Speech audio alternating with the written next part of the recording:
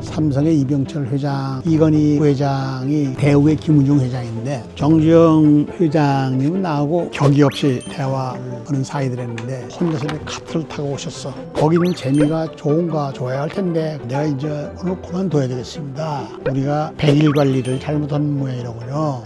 이 사업 이런 거 이러면 이러기 때문에 돈이 돼. 이상한 거라면 이러면 돈이 된다고. 하여튼 나보고서 강릉 호텔 잘 줬다고 그랬지. 날 보고 그래? 그거 당신 가져. 여러분 이용만 해주세요. 하나, 둘, 셋. 장관님께서 삼성, 현대, 대우와 같은 대기업 총수들과의 인연이 있다고 알고 있습니다. 그래서 오늘은 대기업 총수들과 만나셨던 에피소드에 대해서 이야기를 해보려고 합니다.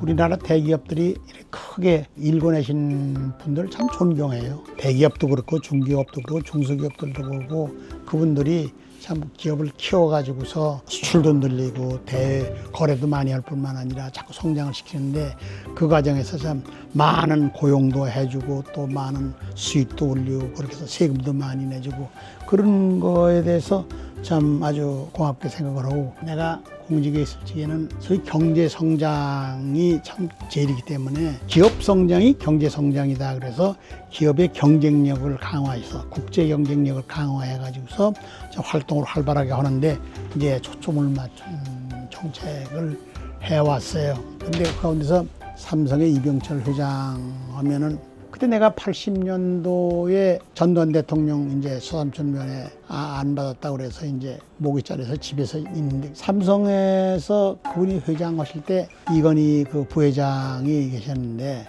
그 부회장님이 다른 사람을 시켜서 자꾸 날 보고 여기 와서 좀 같이 좀 일하자고 그랬는데 거기서 이병철 회장님이 고문을 했어요.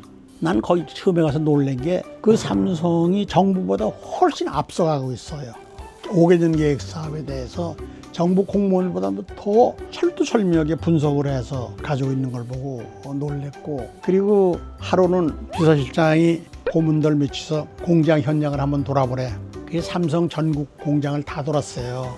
가서 거기 직공들하고 공장에 앉아서 도시락들 먹는 거 같이 그게 다 먹었어요. 그때 그런데 본사에서 내려보내는 1인당 식비 예산은 똑같은데 어디는 쌀이 좋고 어디는 쌀이 나쁘고 어디는 반찬이 나쁘고 뭐 그렇더라고요. 그래서 내가 그걸 다 기록을 해서 또 리포트를 냈지.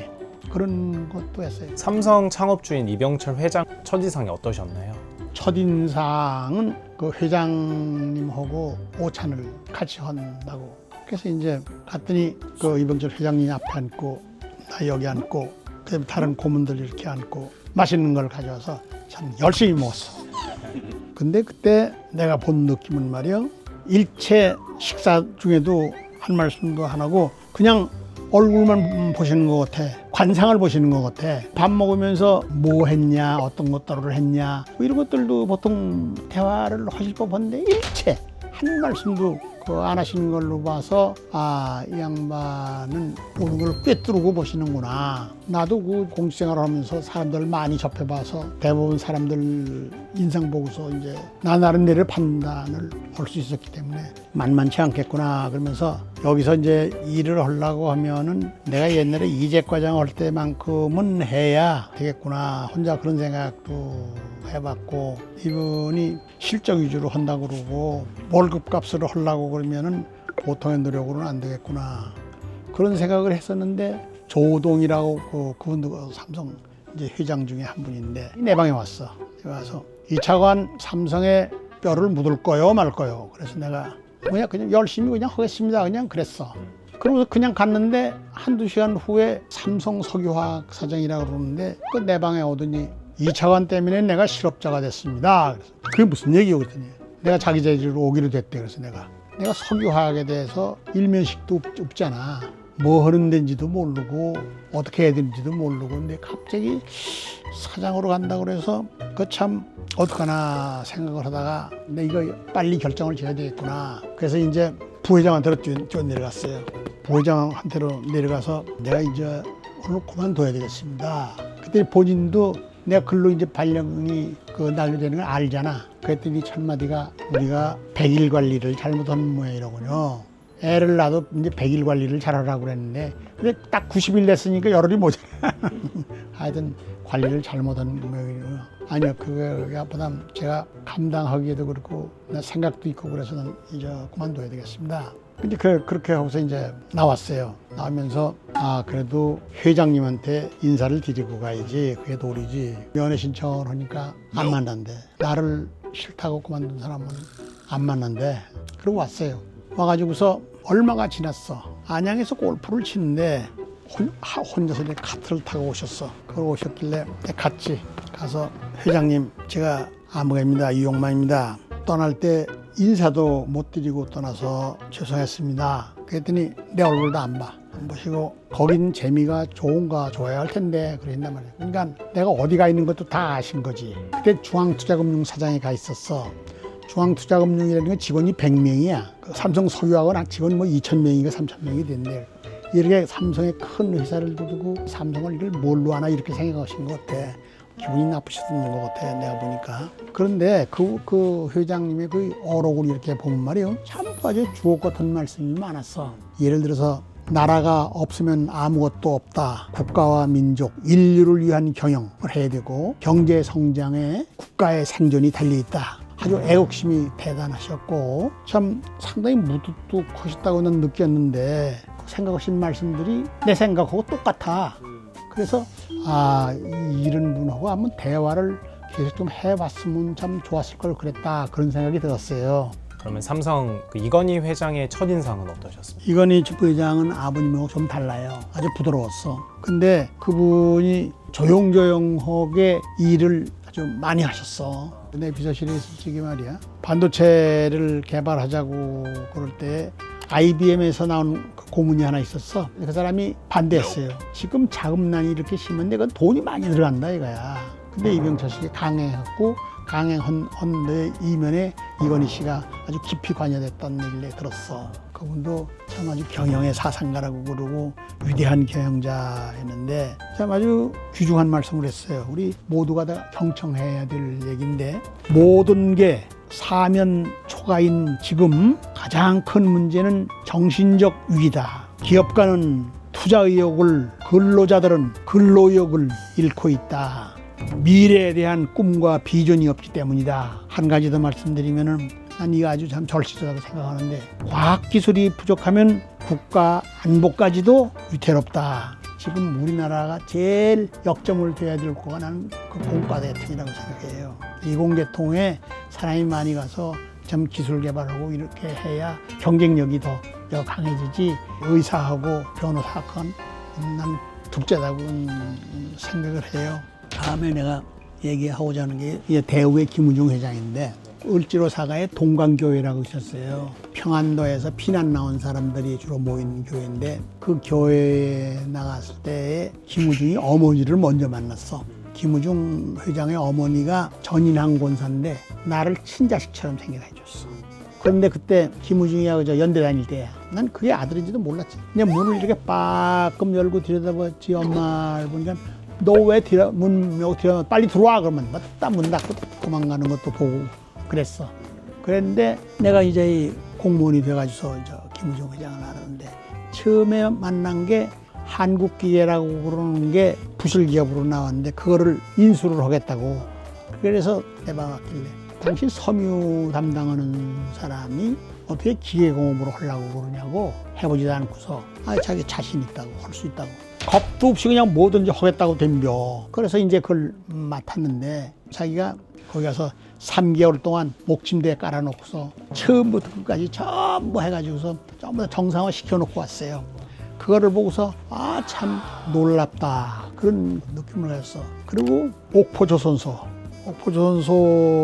인수할 때는 옥포조선소 사겠다고 그러는 데가 현대하고 대하고 둘이 이렇게 대결을 했었어. 그랬는데 현대가 제시하는 지원 조건이 좀 더 복잡하고 많아. 김우중이가 종업원 주택 짓는 작업만 도와주면 좋다고 그래서 아주 심플하고 그래서 대우에서 맡아갔어요, 그걸. 김 회장이 그 후에도 조선도 했지만은 자동차도 했지, 참 다방면으로 이제 많이 고생을 많이 했어요. 그때 말이야, 소문에 그러니까 저 사람이 화장실에만 가면 30분씩 걸린대.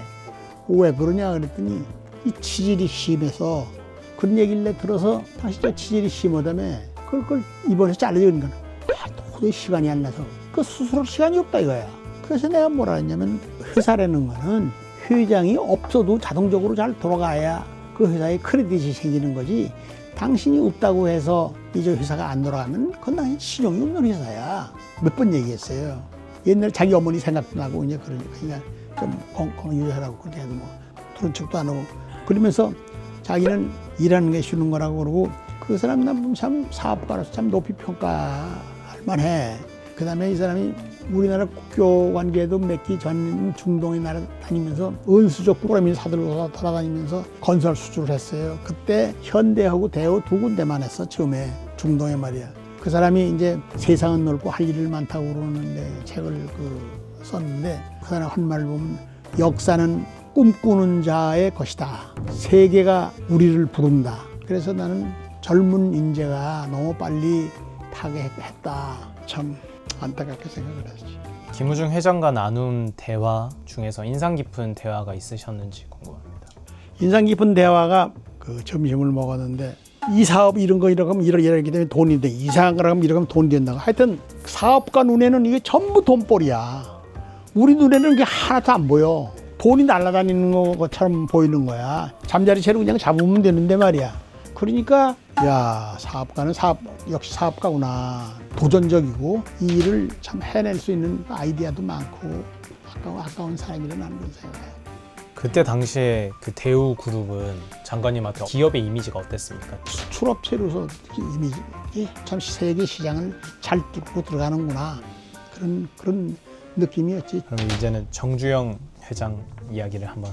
정주영 회장님은 나하고 사석에서 상당히 격의 없이 이제 대화를 하는 사이들했는데 그 왜냐면 강원도 도민의 양반이 회장이고 나하고 장덕진 둘이서 부회장이고 그래가지고 수시로 만나서 저녁도 먹고 회의도 하고 그랬어요. 정주영 회장을 만나셨을 때 첫인상이 어떠셨는지. 아주 털털한 그리고 이렇게 간격을 안 두고 허심탄회하게 언제나 털어놓고 얘기할 수 있는. 근데 예를 들어서 말이요, 내가 우리 집사람하고 피아노 연주회를 2대 강당을 갔는데 바깥에 나와서 계단에 껌껌한데 이렇게 앉았더니 이한빈 씨라고 부총리 하시는 분인데 그분이 나를 보시고서 아 그저 강릉에 호텔 잘 졌습니다. 아 이 양반이 나를 정주영 씨로 보는구나. 그래서 아 네네 어머머무 얘기하고서 그냥 들어갔어요.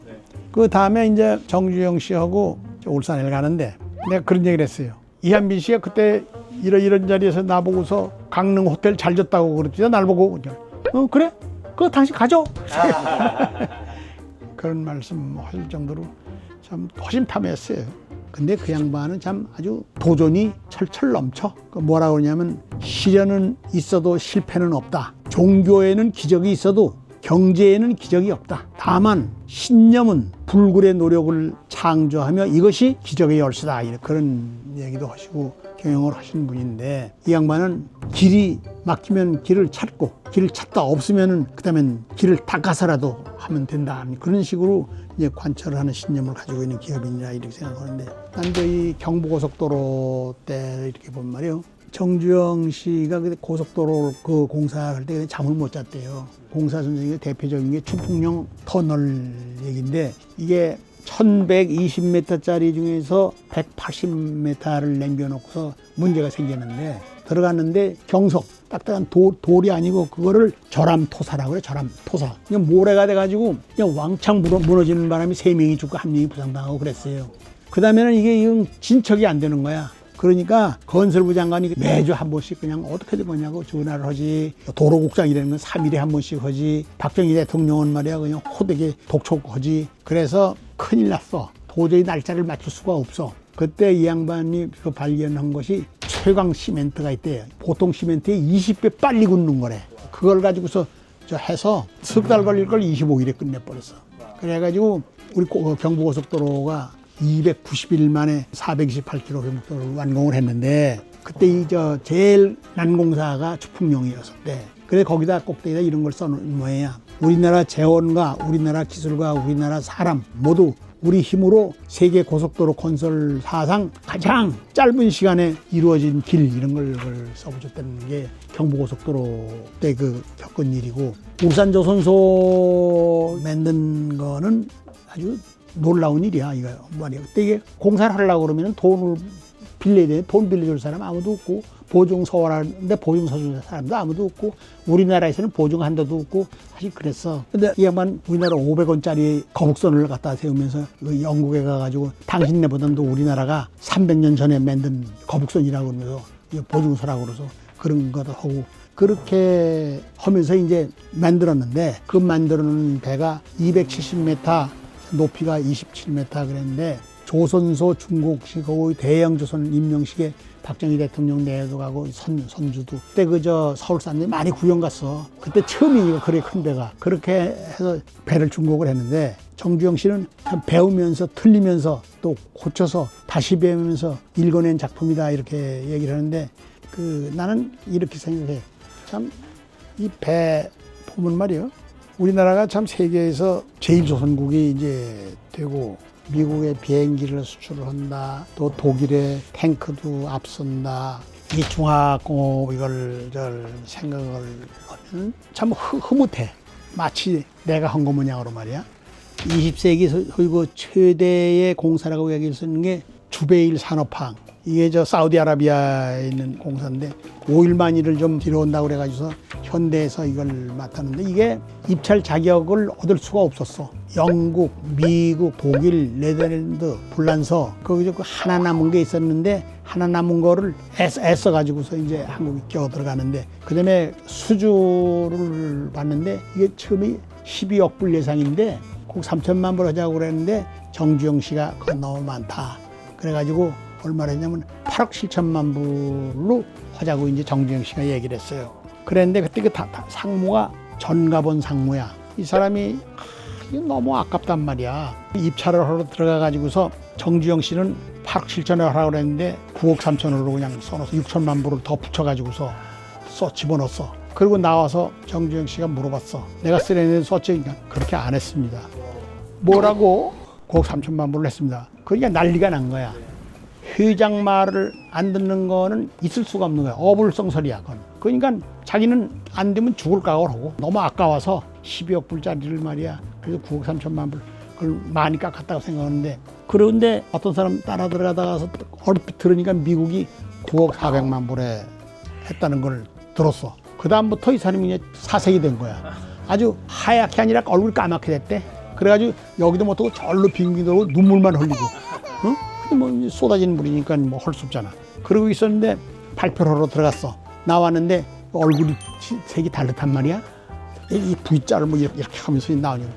그게 무슨 소리야 그냥. 됐어요. 되긴 뭐가 돼? 우리가 됐다고. 미국이 한 게 9억 4백만 불은 전방위 공사만 하는 거기 때문에 그건 실격이고, 공사 기간을 8개월 단축한다고 해가지고 감명 줘서 우리가 됐다고. 그래가지고 6천만 불을 더 벌었다 이거야. 어? 그래서 계약을 하고선 이 양반이 수출학대회에서 우리 와서 우리나라 신용이 나만도 못하다고, 은행 신용이 나만도 못하다고 이제, 그래서 우리 그때 참 서운했지만은 우리 은행 능력이 그렇게밖에 할 수 없었으니까 그렇게 해서 참 큰 공사를 만들었던 게 있던데, 그 다음에 현대에서 한 것 중에 6,400m 우리 방조제를 다 하는데 270m가 남았는데, 이게 물이 그냥 어떻게 급류가 세인지 자동차 같은 바위를 갖다 집어넣어도 막 날아가고 그랬어. 그때 이 양반이 생각낸 게 고철선을 하나 철근으로 뜯어서 팔라고 한 거를 하나 사다 놓은 게 있는데, 그게 머리에 번쩍 뛰어났어. 울산에 있는 게 그게 322m짜리야. 그걸 끌어왔어. 끌어다가서 그냥 270m를 탁 맞고서 그냥 방조제를 만들었어요. 그런 기반 아이디어도 가지고 있는 사람이야.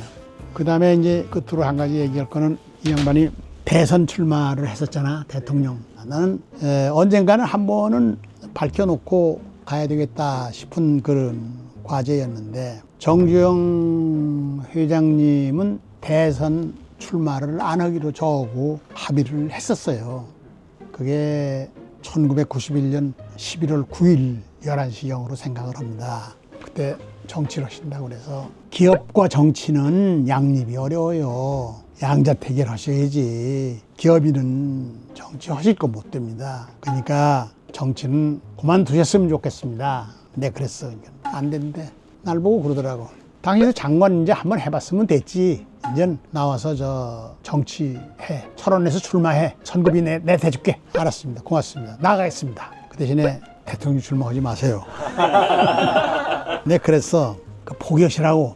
그래서 이제 나중에는 내 말을 들으셨어. 정 회장께서. 그러면 내가 어떻게 해야 되느냐. 대통령을 만나서요. 나이 먹은 사람이 실언을 좀 했는데 정치 안 하고 사업에만 참 열중하겠다고 하시면 되지 않겠어요. 그랬더니 정세영 회장이 또 나한테 왔을 때 각하가 만나주지를 않을 것 같은데 어떻게 면담할 수 있도록 부탁해달라는 말씀도 또 있던 차였고, 그에 따라서 이제 11월 15일에 대통령을 면담하기로 이제 약속이 됐었는데 그게 무산됐어요.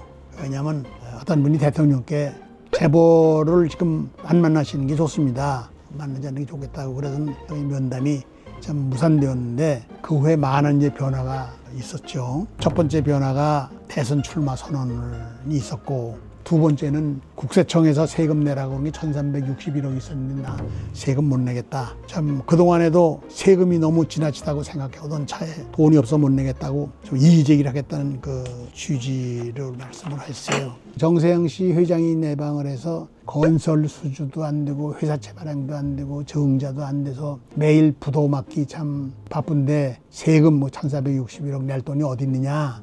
그 당시 현대의 부족 자금이 그건 3천억 내지 3,500억 넘었어요. 그걸 갖다 단자회사 쪽에서 하니까 매일매일 돌아가니까 참 자금난이 심했죠.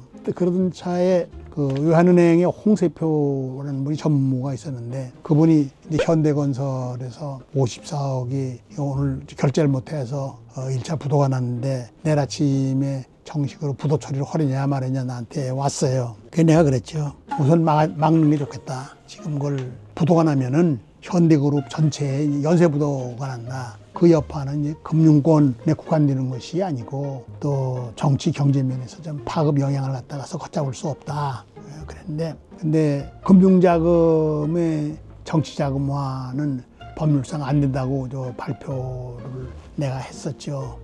그 이제 은행법 27조 7항에 보면은 직접이나 간접으로라도 정치자금은 대출은 금지가 돼 있어요. 그때 생각해 보면 만약에 현대가 원하는 대로 또 금융자금을 다 대출해주고 이게 정치자금화 했을 때에는 법률상 문제가 또 대두될 것이고 현대의 재무 상태도 어떻게 됐는지 모르고 또 금융기관의 건전성도 어떻게 됐는지 모르고 여러 가지 그 후유증이 있을 것으로 생각을 됐습니다. 그래서 이제 개표가 끝나고서 정세영 회장이 만나자고 해서 만났는데 왜 안 됐는지 모르겠다. 최소한도 800만 표는 나올 걸로 예상을 했는데 기대 이하라는 말씀이 있었습니다. 우리 정주영 회장님이 그때 대선을 포기했더라면은 내 생각에는 10년 이상 더 건강하게 국가 경제 발전에 좀 더 크게 기여했을 것이다 생각하면서 안타깝고 가슴 아픈 생각만 납니다. 그리고 내가 그럼 세 분을 말씀드렸는데 그분들 외에도요. 럭키그룹의 구인혜 회장, 구자경 회장, 허만정, 허준구 씨, 또 허창수 회장, 또 SK그룹의 최종건, 최정현 회장님, 그 수많은 대기업, 중소기업들의 공로를 참 높이 평가해야 된다고 저는 생각을 합니다. 삼성, 현대, 대우 이렇게 세 그룹의 4명의 총수들을 만나신 거지 않습니까? 네 분의 리더를 직접 보신 입장에서 네 기업인들의 공통점은 무엇입니까? 공통점이 전부 애국자예요. 나라 경제를 먼저 생각하더라고. 사업하는 분들이 나라가 잘 돼야 자기도 잘 되기 때문에 참 애국자다. 그리고 나라 돌아가는 거에 대해서 아주 관심이 많고 그 때문에 정책을 잘해야 되는 거예요. 정책을 잘해서 그분들이 사기 잃지 않고 계속해서 나라의 성장과 발전에 아주 크게 기여할 수 있도록 하는 게 그것이 기업도 좋고 국가도 좋고 기업 성장이 경제 성장이야. 하여튼 나는 그걸 옛날 지킴이야 잊지 않고 있어요. 이병철, 이건희, 정주영, 김우중 지금 후의 용어로 말하면 전설들을 만나신 건데 이 편을 준비하시면서 느끼신 소감 그리고 이걸 통해서 젊은 세대들에게 마지막으로 하고 싶은 말씀 있으시면 부탁드립니다. 나는 지금 옛날 얘기만 하고 있는 거란 말이야. 젊은 사람들이 이거를 듣고서 쎄 빠진 얘기를 하고 뭐 구태의하는 사람이라고 하는 사람들이 많을 거야. 지금 내가 언제 내 옛날 그런 얘기 하고 있냐고 하는 사람들도 있을 거고 그런데 지금을 제대로 알려고 그러면 옛날에 돌아온 거를 참 정확히 파악을 하고서 살아야 된다고 생각을 하고 과거도 좀 보고 선배들이 해온 일 중에서 실패한 사례도 보고 성공한 사례도 보고 그렇게 해서 자기 성장의 하나 동력으로 삼았으면 좋겠어요. 그렇게 해서 자꾸 변화되는 사회에 적응해 나가야지. 지금 변화되는 사회에 적응해 나가야 사는 건데 말은 쉽지만 내가 그렇게 마음대로 되느냐 그렇게 생각할 거야. 그러나 그 방향으로 가는 길이 성장하는 길이고 발전하는 길이다 그렇게 생각해요.